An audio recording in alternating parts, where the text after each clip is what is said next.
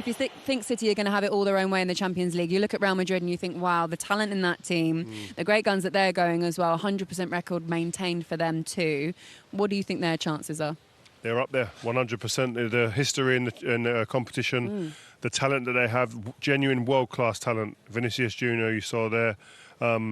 Jude Bellingham didn't even play today, and he's got 20 goals already this season. And he's found his feet there, and he seems to have put that bunch of players on his back almost this season and carrying them through to this stage. But they have an abundance of talent, but experience as well. So they're going to be in the mix, I'm sure, later on in the tournament. Yeah, I totally agree. I think the closer it gets to the final and they're still in the competition, then everyone will start to take notice and be a bit more fearful. I'm having to go to the Bernabeu as well. That place has a different type of aura we've seen many a time. So, yeah, they'll be one of the favourites, definitely. Let's have a look at the goal again. You'll recognise a very familiar celebration at the end because Jude Bellingham obviously didn't play today. He got injured at the weekend. It was an ankle injury, so he missed out on this game today. Raheem Diaz with the goal.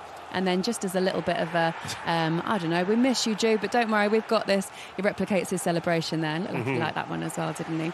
Look, this is an incredible team, really, and it makes it quite interesting in the Champions League because we don't want it to be completely dominated. We want that competition to be there. Talk about Bayern Munich as well as one of the options or one of the favourites. Do you agree with that? 100%. Again, they've obviously acquired Harry Kane. He's in front of goal. He's prolific, so they've acquired him to be a threat in this competition. I'm sure they will be.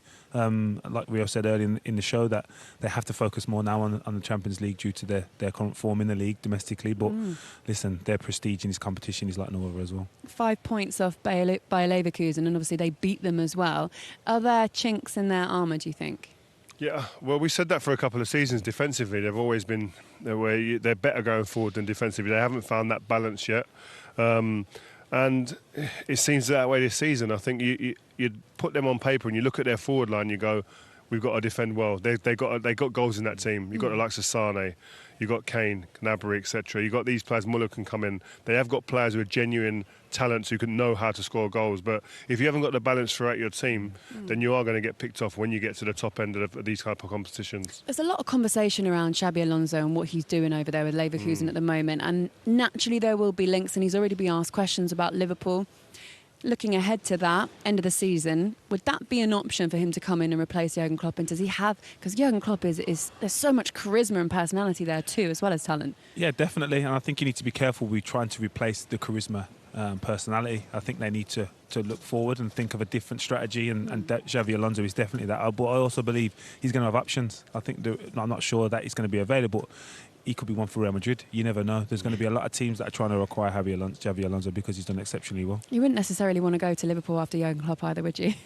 When you're following big shoes to fill, isn't it? When we've seen it at other clubs where it's difficult to kind of follow people that have been so successful and revered at the football club. But Xabi Alonso, he knows the landscape of Liverpool, but also he's been at massive clubs throughout his career. He's been at Real Madrid, now Bayern Munich.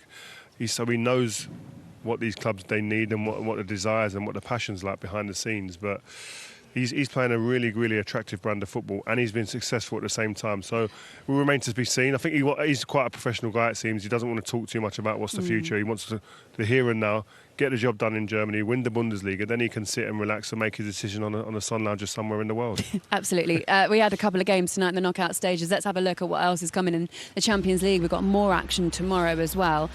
Just looking at this, guys, I know earlier on you were talking about your outside favourites, your other ones, Arsenal down there. They're going to Porto next week. We're going to be going over there as well and watching that one. You've got Barcelona against Napoli too. Inter made it to the final. What are the chances you give these teams? Of winning the competition? There's not many. Bayern Munich potentially. Arsenal are strong in the competition, but do I see them winning? Not necessarily, but you would predict the favourites to go through in the ties, but favourites I'd probably only say Bayern Munich. Yeah, I don't see any of them teams other than Manchester City and Real Madrid winning this tournament this year. Yeah. I know it's not as simple and cut as dry as that, but I just feel that those two squads are far superior than anything else in the tournament. What about Arsenal? Yeah, I think Arsenal are going to be... It's a tough tie, you know, Porto. Going to Portugal, playing against the teams like Porto and Benfica are always difficult. I've been there and lost there when we're expected to win. But I think Arsenal are a team in a rich vein of form at the moment. They've got confidence, and it's a good test for them, but one I think they'll get through. I definitely don't think there'll be many teams looking forward to playing Arsenal if they get through over Porto. I definitely think they'll have tough test for Man City as well, but seeing them winning, I don't know.